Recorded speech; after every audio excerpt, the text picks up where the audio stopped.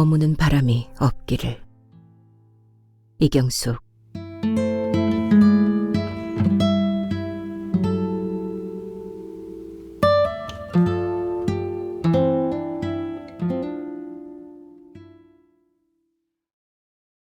엄마가 함께 살자고 한다. 나는 20살에 독립해 쭉 혼자 살고 있다. 남자친구도 지인도 초대한 적이 없다. 엄마의 갑작스러운 말에 어떻게 반응해야 할지 모르겠다. 얼굴을 찡그리고 있는 이모티콘을 보낸다. 가서 보자. 기어이 오겠다는 엄마. 거절할 마땅한 말이 생각나지 않는다. 문자를 바로 삭제한다. 머릿속이 막힌 도로처럼 엉킨다. 내가 10살이 되던 해 엄마는 집을 나갔다. 나는 나대로, 엄마는 엄마대로 평행선처럼 뻗어가고 있었다. 연례 행사처럼 1년에 몇 번 만나서 밥을 먹는 것이 다였다. 꽈배기처럼 둘이 엮일 거라고는 생각하지 못했다. 끓어오르는 답답함을 가라앉히기 위해 밖으로 나왔다. 나뭇잎들이 바람에 쓸려 다녔다. 태풍은 아직 남해 먼 바다에 있는데 바람만 먼저 도착한 모양이다. 바람이 머무는 곳.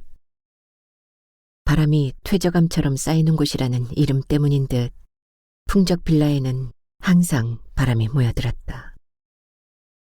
태풍이 지나갈 때마다 베란다 유리창은 금이 가고 주차장에는 어딘가에서 날아온 간판이나 물건들이 떨어져 있었다. 부디 머무는 바람이 없기를. 바람이 헝클어뜨린 머리카락을 쓸어넘기며 하늘을 올려다보았다. 늑대에게 쫓긴 듯 양떼구름이 한 방향으로 도망가고 있었다.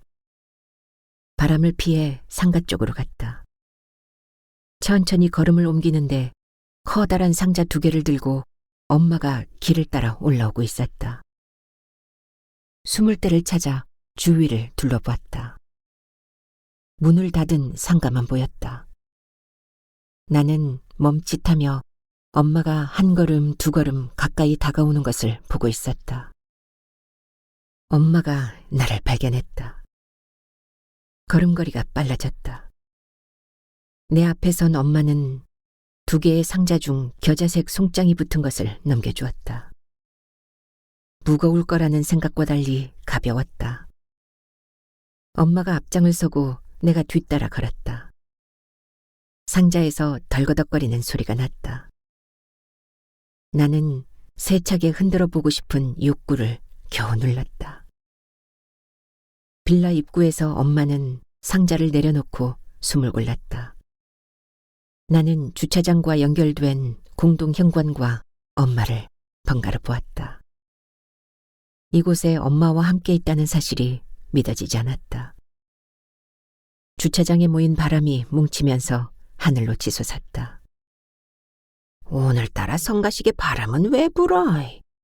태풍이 온다잖아. 여름 피서객처럼 오는 태풍이 뭐라고, 한철인데. 사고를 많이 쳐서 문제지. 나는 엄마를 쳐다보았다. 사고뭉치 태풍처럼 엄마도 그랬으니까. 아직도 엘리베이터가 없어? 5층은 너무 높잖아.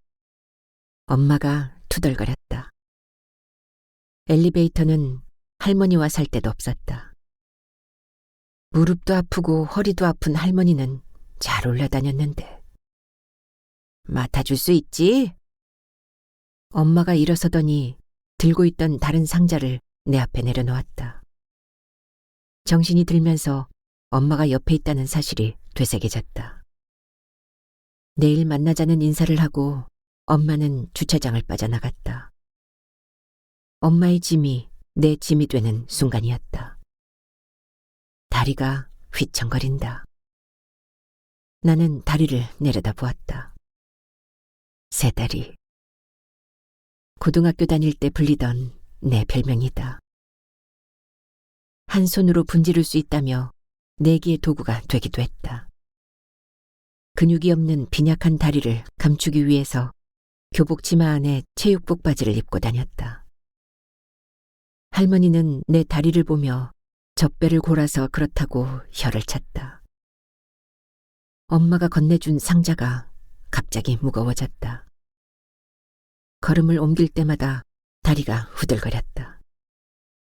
절대 가벼워질 수 없는 무거움.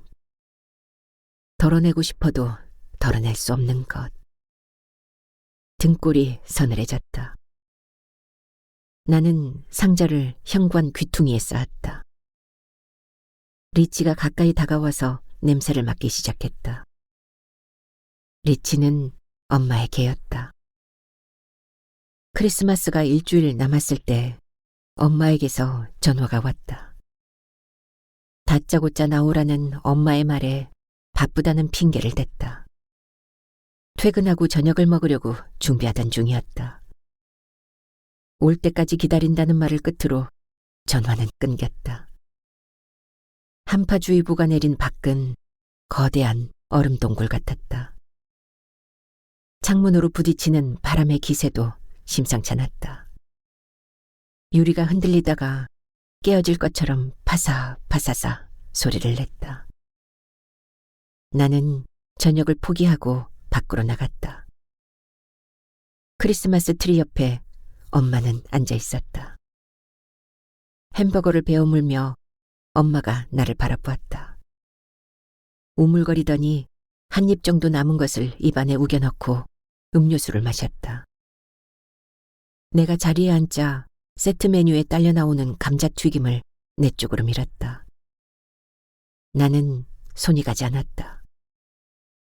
쟁반에 짜놓은 토마토 케첩이 먹다가 개운 토사물처럼 보였다. 저녁을 포기하고 나온 게 화가 났다. 엄마는 기름이 번들거리는 입술을 훔치더니 턱을 괴고 나를 쳐다보았다. 엉덩이를 달싹이며 나는 엄마의 말을 기다렸다. 말도 없이 손가락으로 상자를 가리켰다. 낡은 택배 상자였다. 선물이야. 한쪽 입꼬리만 당겨진 웃음이 고등학교 시절 새다리라고 놀리던 아이들의 그것과 닮았다. 나는 기억을 더듬었다. 초등학교 입학 때 대학 노트를 선물 받은 것이 마지막이었다. 어린 내가 쓰기에는 줄과 줄 사이가 좁았다. 글쓰기를 연습할 때마다 칸이 넘어가서 나중에는 2칸을 한 칸으로 썼다. 한 권을 다 쓰기도 전에 나는 실증이 났고 아빠가 사준 초등학생용 노트에 마음을 뺏겼다.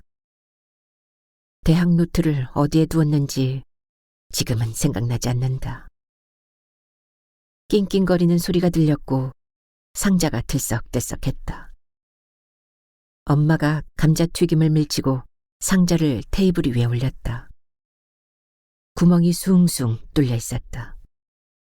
시흥 물류센터라고 쓰인 파란색 로고에만 구멍이 없었다. 뭔데? 열어봐. 잃어버린 물건 대신 받아왔으니까. 어디에서?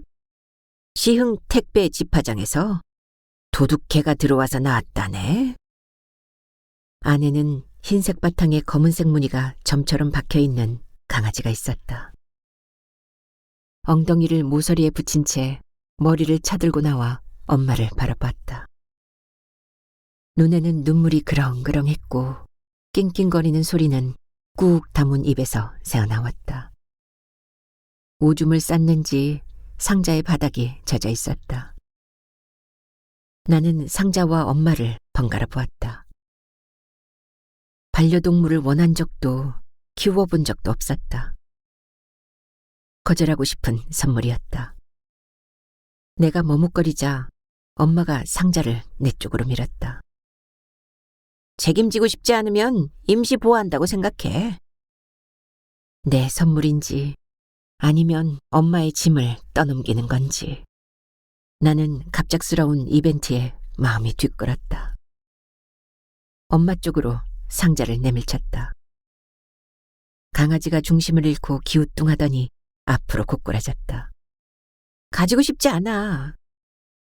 엄마가 어깨를 달싹이며 콧노래를 흥얼거렸다. 산타 할아버지가 선물을 준다는 내용의 동요였다. 산타가 동화 속 인물이라는 걸 나는 안다. 엄마는 날 어떻게 바라보고 있는 것일까? 강아지는 상자 바닥에 납작 엎드려 눈알을 굴렸다. 걔 이름은 리치야. 지난 여름 뷔페에서 엄마는 열대 과일인 리치를 쟁반째 들고 왔다. 테이블에 앉아 사람들의 시선을 의식한 것은 나였다. 직원은 수북이 쌓인 껍질을 쓰레기통에 버렸다. 리치 껍질은 음식 쓰레기가 아닌 모양이었다. 엄마는 한 번 더 리치를 가져왔는데 이번에는 접시에 먹을 만큼 더러웠다. 내가 가져온 초밥은 그대로 남았다. 굳어버린 밥알이 넘어가지 않아서였다. 접시를 보더니 다음에는 뷔페에서 만나지 말자고 엄마는 말했다. 빈 접시를 걷어가던 직원이 엄마를 훑고 지나갔다. 둘은 뷔페 앞에서 바로 헤어졌다. 그날 밤 나는 소화제를 2병이나 먹었다. 리치와 살구부터 코가 벌겋게 부어올라 숨쉬기가 힘들었다. 병원에서는 알레르기 비염이라고 했다. 나는 어릴 때도 비염을 앓은 적이 없었다. 반려동물을 기르냐고 의사는 물었다. 나는 아니라고 했다. 리치는 임시 보호하는 개일 뿐이다. 의사가 고개를 갸웃댔다. 나는 엄마의 긴 머리카락을 떠올렸다. 사람 털에도 생길 수 있냐고 물었다.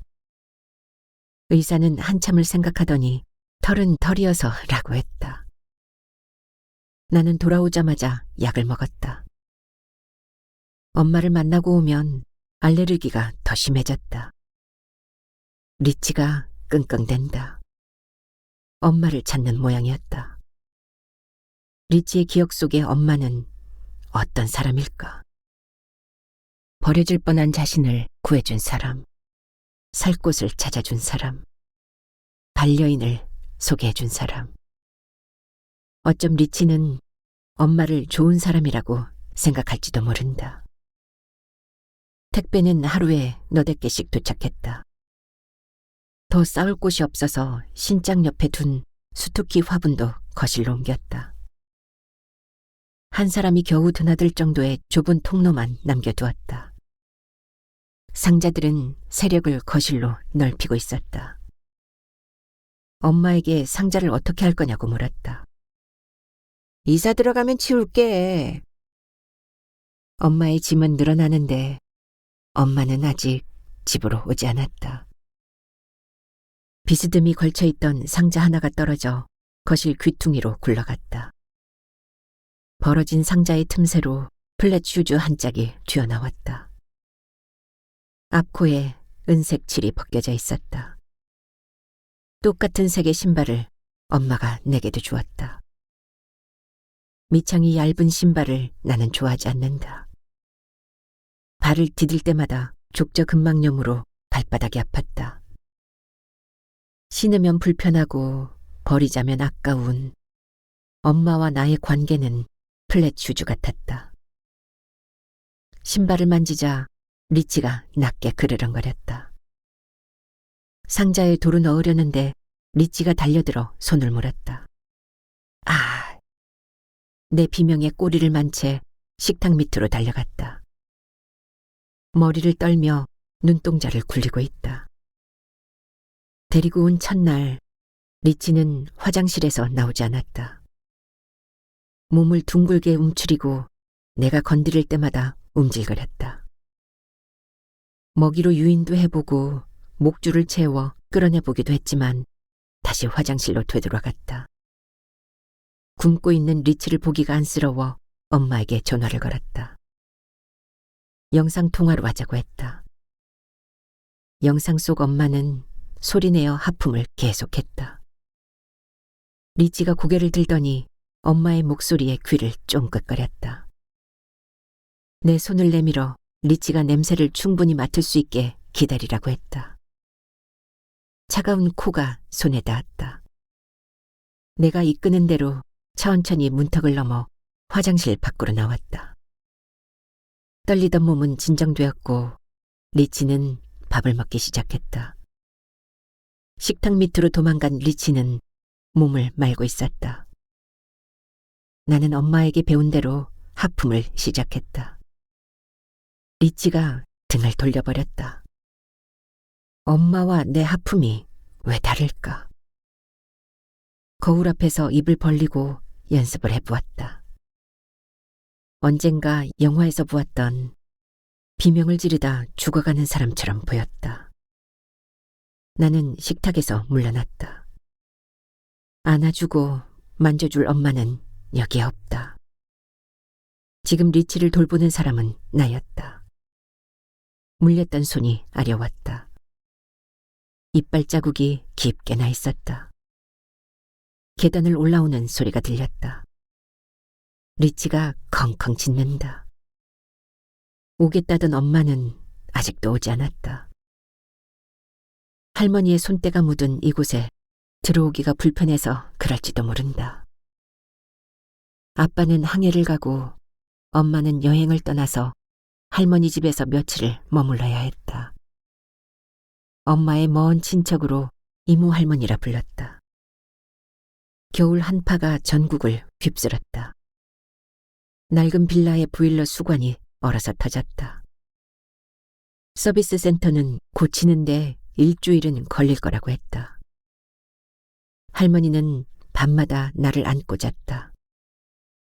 나는 따뜻해서 품으로 계속 파고들었다. 엄마의 품은 식어버린 커피 같았지만 할머니의 품은 알맞게 온도가 오른 난로 같았다. 냉방에서 자는데도 춥지가 않았다. 둘이 함께라서. 엄마도 아빠도 있었지만 나는 항상 혼자였다. 항해를 마치고 아빠가 오면 집으로 돌아가야 했다. 그쯤 엄마의 여행도 끝이 났다. 아빠가 체류하는 한 달 동안 엄마는 다정한 아내, 인자한 엄마를 연기했다. 나도 엄마의 장단에 맞췄다. 엄마가 나를 안을 때마다 한파 한가운데 있는 듯했다. 패딩을 입고 핫팩을 가슴팍에 넣어도 차가운 기운은 가시지 않았다. 겨우내 감기를 달고 살았고 퍼렇게 얼어가는 몸을 보고 어쩌면 죽을지도 모른다고 생각했다. 그럴 때마다 할머니가 보고 싶었다. 아빠의 오랜 항해와 엄마의 긴 여행이 영원토록 끝나지 않기를 바랐다. 아빠가 항해를 떠나고 얼마 후 엄마가 얼음 폭포를 배경으로 환하게 웃는 사진을 나에게 보냈다. 아빠와 함께 살 땐 한 번도 본 적이 없는 모습이었다. 앞니를 가지런히 드러낸 엄마의 웃음은 활짝 핀 얼음꽃을 닮았다. 사진을 찍어준 사람이 궁금했다. 아빠가 급성 맹장염으로 항해를 일찍 끝냈다. 병원에서 보호자를 찾았다. 응급수술이 끝나도록 엄마는 돌아오지 않았다. 아빠가 마취에서 깨어나 엄마를 찾았다. 나는 어디에 있는지 모른다고 했다. 연락처를 뒤지던 아빠가 내 휴대폰 속 사진을 보고 말았다. 둘은 삐거덕거리기 시작했고 한 계절이 끝나기 전에 헤어졌다. 내 생일에 아빠는 바다로, 엄마는 육지 깊숙한 곳으로 떠났다. 나는 초등학교를 졸업하고 중학교로 진학했다. 할머니 집으로 옮겨오고 나서 봄 햇볕을 쬐은 것처럼 몸이 따뜻해졌다. 할머니와 함께 먹고 자고 놀았다. 더는 한파를 머금은 바람이 스며들어 올 틈은 없었다. 이영숙 씨, 현관문에 기대서 외시경을 들여다보았다. 택배 상자를 든 남자가 서 있었다. 이영숙. 기억을 다듬다듬 짚어나갔다. 고향으로 내려간 친구의 이름도 가끔 연락만 주고받는 지인의 이름도 아니다. 남자가 문을 두드린다.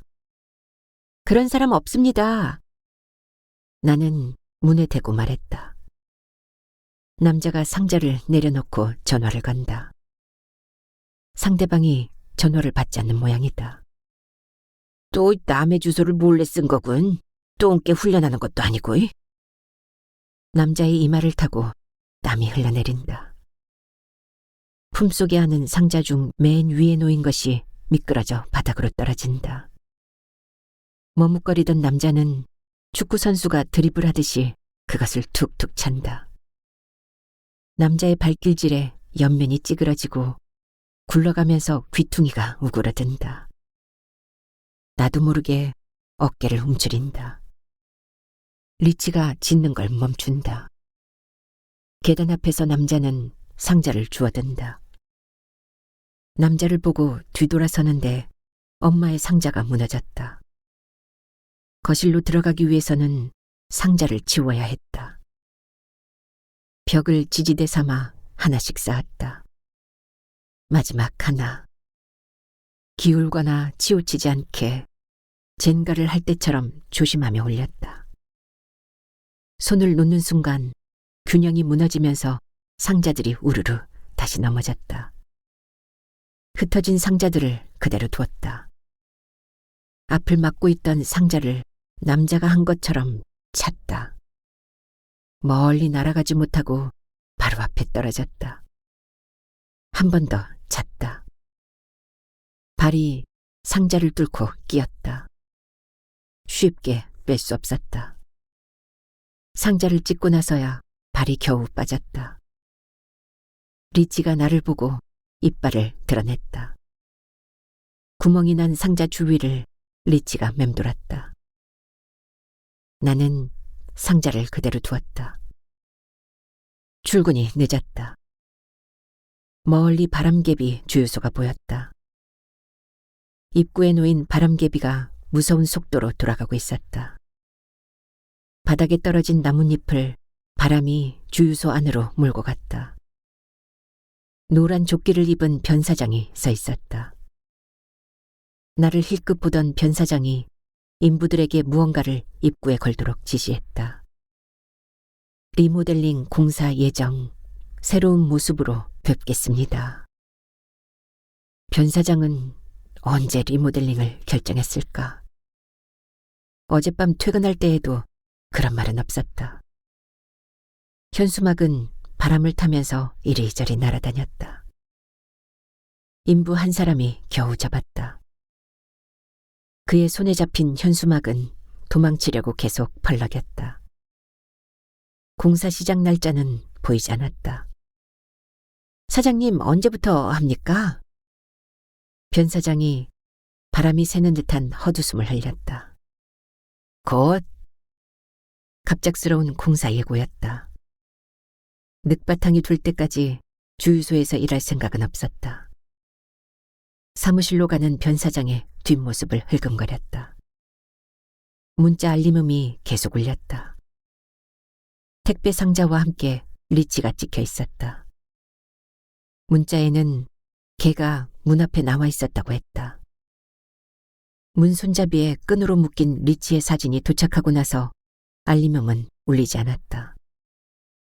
문은 도어락이어서 자동 잠금 장치가 되어 있었다. 발이 큰 리치가 내 손마디 하나 정도의 작은 버튼을 누르기는 불가능했다. 엄마가 겨를 없이 들이닥친 것일까? 돌풍이 불며 바닥에 떨어진 잎사귀들이 일제히 하늘로 솟았고 주유소 입구에 꽂힌 바람개비 하나가 뽑혔다. 차가 한 대 들어왔다. 나는 버릇처럼 정전기 제거기에 손을 댔다. 눈에 보이지 않으니 없어졌는지는 알 수 없다. 주유기 앞에 서서 손짓으로 차를 세운다. 나는 주유기가 고장이 났다고 말했다. 황당한 표정의 여자 운전자는 다른 주유소가 어디 있는지 물었다. 나는 도로 맞은편을 가리켰다. 여자 운전자가 떠나는 것을 우두커니 지켜보았다. 나는 장갑을 벗어 쓰레기통에 던지고 사무실로 갔다. 오늘은 조퇴합니다. 변사장 얼굴이 빠른 속도로 일그러졌다. 일당 안 받을 거야? 급한 일이 있어요. 마음대로 할 거면 일 그만둬. 기름때들이 덕지덕지 붙은 파우치와 휴대용 선풍기를 상자에 넣다가 그만두었다. 가지고 가도 쓸데가 없었고 엄마의 이름으로 온 택배만으로도 차고 넘친다. 다시 꺼내서 내가 쓰던 책상 위에 나란히 놓았다. 아직 더위가 남아있어서 휴대용 선풍기만 주머니에 넣었다. 변사장에게 버리라고 말했다. 나무 잎사귀들이 바람에 찢기고 있었다. 나는 휴대용 선풍기를 보았다. 켜고 끄고 두 단계의 단순한 기능을 가졌다. 변사장처럼 인간관계를 휴대용 선풍기같이 끄고 켜고 할 수 있다면 좋을 텐데. 리치는 택배 상자 위에 앉아 있었다. 상자를 옆구리에 끼고 리치를 현관으로 밀었다. 발톱을 세우고 들어가지 않으려고 버틴다. 고집불통. 목줄을 끌면서 안으로 먼저 들어갔다. 객객. 목이 졸렸는지 꼬리를 말고 따라 들어온다. 내키지 않아 한다는 걸 알면서도 강요하는 내가 싫어진다. 말을 알아들으면 나도 말로 하고 싶다. 들어오라고. 갈 데도 없으면서 왜 고집을 피우냐고. 식탁 밑으로 달려가려고 리치가 줄을 당긴다.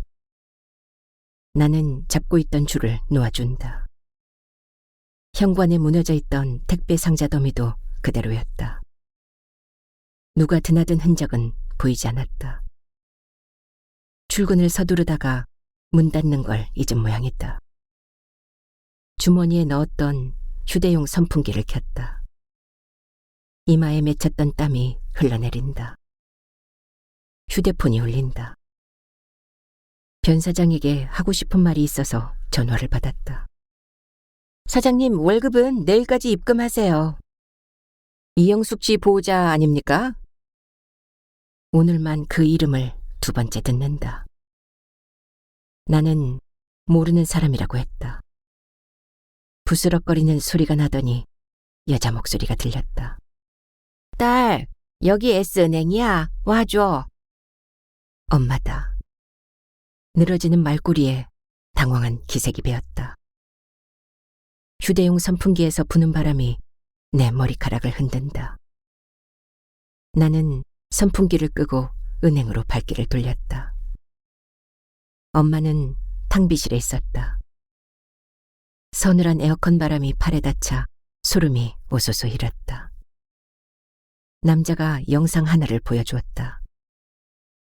엄마는 현금 자동 입출금기 앞에 서서 통장을 꺼냈다가 넣기를 반복했다. 몇 차례 오류 통보가 이어지고 엄마 표정이 점점 굳어졌다. 벽면에 있던 비상 전화기를 들더니 소리를 쳤다. 팔을 휘젓는 엄마의 모습이 중심 없이 나부끼던 바람풍선과 닮았다. 청원경찰이 엄마에게 다가가는 것으로 영상은 끝났다. 낡은 철제 의자 2개 중 하나에 앉았다. 어차피 앉으라고 할 거니까. 보이스피싱 인출책인 줄 알았습니다. 은행의 가장 구석진 데 있어서 햇볕이 들지 않는 탕비실. 바람이 그 속에 도사리고 있었다. 드러난 얼굴과 목, 팔이 추웠다. 아니, 엄마의 옆이라서 그런지도 모른다. 나는 시키는 대로 했을 뿐이야. 엄마의 표정이 일그러졌다. 청원경찰이 나와 엄마를 번갈아 보았다. 차가운 바람 때문에 손이 아려웠다. 도움이 필요한 사람은 엄마가 아니라 나 같았다. 아주머니가 통장을 억지로 넣는 바람에 현금 출납기가 고장났어요. 나는 돈을 뽑으려고 했을 뿐이야. 기기가 멍청해서 그래. 아빠와 헤어지는 걸 엄마는 내 탓이라고 했다. 그 사진을 보여주어서. 할머니 집으로 오고 나서도 나는 탓에 대해 계속 생각했다. 휴대폰 속 사진을 없애면 잊을 수 있을까? 하지만 환하게 웃는 엄마 사진을 지울 수는 없었다. 머뭇거림은 내가 성인이 될 때까지 계속되었다. 할머니가 돌아가시면서 나는 그 사진을 지웠다. 헤어지는 건 어쩔 수 없는 일이라는 걸 알았기 때문이다. 할머니가 죽은 것처럼. 수리비를 어떻게 할 거냐고 묻자 따님 전화번호를 주시더라고요. 청원경찰이 구겨진 통장을 내밀었다. 비둘기 2마리 날고 있는 그림이 보였다. 익숙했다. 할머니가 만들어준 통장이다. 어른이 되면 쓰라고 돌아가시기 얼마 전에 주셨다. 침대 옆 작은 탁자 서랍에 두었는데 엄마가 어떻게 가지고 있는 거지? 엄마를 계속 바라보자 머리가 어지러웠다. 초록 벽이 움직였고 물결이 일렁이는 것처럼 보였다. 갑자기 멀미가 났다. 눈 둘 곳을 찾아 둘러보았다. 좁은 탕비실의 초록색 벽은 어디를 보아도 초록이었다. 엄마의 악다구니가 탕비실 벽을 두드렸다. 난 모르는 일이라고. 헛구역질이 났다. 속이 울렁거리는 게 심해지고 있었다. 탕비실을 벗어나고 싶다는 생각이 간절했다. 제가 변상하겠습니다. 청원경찰이 주는 서류에 서명하고 일어섰다. 엄마의 얼굴빛이 초록으로 보였다. 잠깐의 침묵이 흘렀다. 떨어져 산 세월만큼 골은 깊었다. 청원경찰의 배웅을 받으며 은행을 나섰다. 엄마가 뒤를 줄레줄레 따라왔다. 뒤따르는 엄마의 발걸음 소리를 들으며 걸었다. 1발, 2발. 어느샌가 걸음의 속도가 비슷해졌다. 엄마와 나란히 걷는 게 싫었다. 거리라는 공간만 같이 쓸 뿐 좁히고 싶지 않은 좁힐 수 없는 거리가 둘 사이에 존재했다. 왜 지금 인제 와서 같이 살아야 하는가? 택배 받았니? 어제는 너무 많은 택배가 도착했고 오늘은 반송이 하나 있었다. 나는 고개를 절레절레 저었다. 엄마가 휴대폰을 보면서 중얼거렸다. 시흥에서 상차가 끝나고 지금 배달 중인데 어디쯤 왔으려나? 배송 상태를 조회한 모양이었다. 끊임없이 도착하는 택배에는 내 이름이 수취인으로 적혀 있었다. 엄마가 아빠의 반대를 무릅쓰고 지은 이름, 애령. 초등학교에 입학하고 엄마에게 무슨 뜻인지 물어봤다. 끊어질 수 없는 인연이라며 내 머리를 쓱쓱 문질렀다. 내 이름은 오롯이 나에게 속하지 않은 모양이다. 엄마가 지었으니 반 정도 권리를 가지고 있는 건가? 그래서 엄마가 내 이름을 수취인으로 썼는지도 모른다. 엄마의 택배를 더는 받고 싶지 않았다. 쓰레기통에 버린 송장을 리치가 씹는 것도 싫었다. 엄마, 왜 수취인을 나로 했어? 네가 살고 있으니까. 내가 왜 엄마의 배송지인지 알 수 없었다. 단지 살고 있다는 이유만으로 받아야 한다니. 엄마의 얼굴을 흘깃 쳐다보았다. 따가운 햇볕 때문에 표정이 잘 보이지 않았다.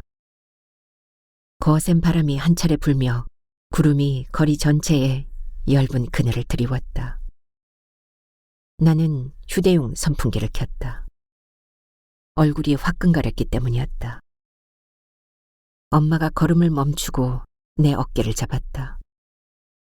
얇은 셔츠를 뚫고 엄마의 손톱이 내 살을 파고들었다. 중요한 거야. 꼭 받아놔. 엄마가 받으면 둘 모두에게 편한 일인데 굳이 나에게 시킬 건 뭐란 말인가. 어디까지 엄마의 부탁을 들어줘야 할지 모르겠다. 이사 온다는 사실만으로 머릿속이 복잡했다. 엄마는 어디 살아? 내 얼굴을 보던 엄마는 손가락으로 강 건너를 가리키며 여기서 가깝다고 했다. 나는 목을 빼고 강 너머를 한참 바라보았다. 옥교 1길, 4길, 6길이 그곳에 있었다. 들쑥날쑥 솟아있는 건물 중 어느 곳인지는 말해주지 않았다. 엄마의 눈썹이 일자로 몰렸다. 나는 중요한 물건이 뭔지 다시 물었다. 폭죽? 휘둥그레진 내 눈을 보고 엄마가 킥킥거리며 웃는다. 여기가 바닷가도 아니고 폭죽이 왜 필요한 것일까? 기억을 헤집어도 폭죽과 연관된 단어나 사건은 떠오르지 않았다. 항구로 아빠 마중 나갔을 때 터뜨렸잖아. 넌 화약 냄새가 싫다며 울었지만 난 좋았어. 아빠가 배를 타기 시작한 것은 내가 초등학교 1학년 때의 일이다. 첫 항해가 끝나는 날 아빠를 마중 갔었다. 그날 엄마는 생선의 귀퀴한 냄새가 몸에 밴다고 짜증을 냈었다. 아빠를 환영하기 위해 준비한 선물을 건네지도 못하고 서둘러 항구를 빠져나왔다. 폭죽을 가지고 논 일은 떠오르지 않았다. 엄마의 기억과 내 기억은 어디서부터 왜곡되고 있었던 걸까? 뭐 할 건데? 우리 같이 사는 걸 기념해야지. 엄마는 나와 합치는 걸 축제처럼 생각하는 건가? 축제는 짧고 강렬하면 추억이 되고 길면 지겨워진다. 나는 엄마의 축제에 참여할 생각이 없다. 주유소에서 억지를 부리는 손님을 응대하는 것처럼 피곤한 일이다.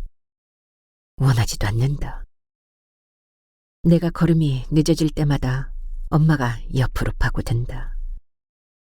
바람이 가로수 가지를 마구 흔든다. 찢어진 잎들이 힘없이 떨어져 도로 위를 뒹군다. 나는 잎을 피해서 조심스럽게 발을 디딘다. 풍적빌라 로고가 보였다. 엄마가 나를 앞질렀다. 계단을 올라가면서 나이든 자신에겐 가파르다며 투덜거렸다. 내 집을 엄마는 자신의 집처럼 찾아갔다. 집 문 앞에 이영숙이라는 이름이 붙은 상자가 놓여 있었다. 엄마가 상자를 들여다보았다. 미간이 찌푸려지면서 욕짓거리를 내뱉는다. 터지면 어떡하려고. 하여튼 인간들이 제 물건 아니면 아낄 줄을 몰라. 폭죽이 든 상자인 모양이었다. 엄마가 상자를 갈기갈기 뜯었다. 긴 것부터 몽땅한 것이 바닥에 떨어졌다. 48 연발 스타와 13 연발 풍차라고 쓰인 로고가 보였다. 그것을 안아들고 고갯짓으로 문을 열라고 다그친다. 엄마의 마음속엔 뭐가 있는 걸까? 나는 분명히 아니다. 엄마의 우격다짐이 스며있는 같이 살자는 말에는 내 생각도 뜻도 들어있지 않았다. 문을 열자 리치가 엄마에게 꼬리를 친다. 껑충껑충 뛰어오르면서 아기 울음소리 비슷한 것을 낸다. 나에게는 눈길도 주지 않는다.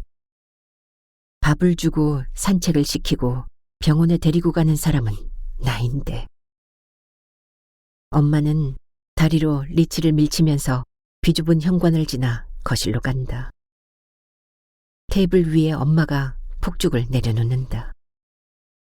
리치가 엄마 다리 사이로 파고든다. 밀어내고 밀쳐도 자꾸만 들이댄다. 엄마가 소파에서 일어나는 바람에 리치가 벌러덩 넘어진다. 어딘가에서 바람이 분다. 막고 또 막아도 바람은 틈새를 잘도 찾아낸다. 소파에 엄마가 벌러덩 누워버린다. 편안해 보인다.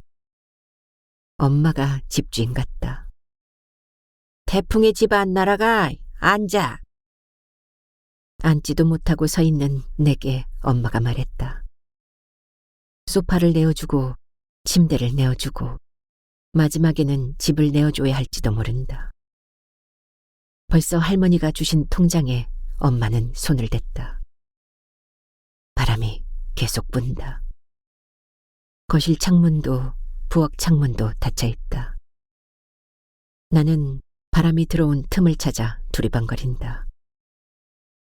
목에 걸려있던 휴대용 선풍기를 발견한다. 켜진 채다.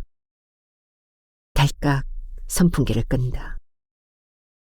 바람이 멈추고 모였던 것이 흩어진다. 여기까지야. 더는 휩쓸려 가면 안 돼. 나는 나지막이 읊조린다. 테이블 위에 놓여있던 폭죽들을 빈 상자에 주워 담았다. 밖으로 나가려는데 현관에 쌓여있던 상자들이 발길을 잡았다. 나는 문을 열고 상자들을 밖으로 내던졌다. 현관이 시원스러워 보였다.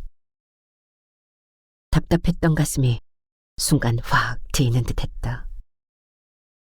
애령, 애령아, 애령. 엄마가 다급하게 부른다. 나는 상자들을 5층 계단에서 1층으로 던졌다. 엄마의 무게를 드러내는 게 이렇게 쉬운 일인 줄 몰랐다. 부서져 내용물들이 쏟아진 것도 있고 옆 귀퉁이가 찌그러진 것도 있고 납작하게 눌린 것도 있다. 구겨지든 찢어지든 깨어지든 내가 신경 쓸 건 아니다. 1층으로 내리는 수고를 덜면 되었다. 마지막으로 폭죽이 든 상자를 던지려는데 엄마가 소리를 친다. 너 주려고 주문한 거야. 불꽃도 아니고 폭죽이다. 소리만 크고 불꽃이 아름답지도 않다. 둘은 엄연히 다른 것이다. 엄마와 내가 다른 것처럼. 엄마가 상자를 낚아챈다. 재빠르게 계단을 내려가는 엄마를 따라간다. 주차장에서 엄마와 나는 마주보고 섰다. 떨어진 택배 상자들이 화단 옆에도 주차선 근처에도 있었다. 엄마가 선물한 은색 플랫 슈즈가 내 앞에 있다. 내게는 불편한 신발. 리치가 짖으면서 계단을 내려온다. 꼬리를 흔들면서 엄마에게 달려든다. 엄마가 휘청이더니 넘어진다. 상자에서 쏟아져 나온 폭죽들이 사방으로 흩어진다. 리치가 엄마의 얼굴을 핥으려고 기를 쓴다. 두 손으로 엄마는 힘껏 밀쳐낸다. 리치의 꼬리가 다리 사이로 말려든다. 폭죽을 상자에 주워 담아놓고 엄마는 천천히 내 앞으로 다가선다. 나는 주뼛거리며 뒷걸음질 친다. 나는 리치를 잡아서 품에 안는다. 엄마의 개 돌려줘야 한다. 다신 버리지 마. 엄마가 리치를 받는다. 눈을 동그랗게 뜬 리치의 꼬리가 휘리릭 펼쳐진다. 엄마가 쓰다듬는 대로 몸을 맡긴다. 바람이 주차장을 훑고 지나간다. 멀리 목욕탕 굴뚝에서 연기가 피어오르고 있다. 엄마가 리치를 바닥에 내려놓는다. 폭죽이 든 택배 상자를 들고 주차장을 벗어난다. 리치가 나를 쳐다보더니 주저앉는다.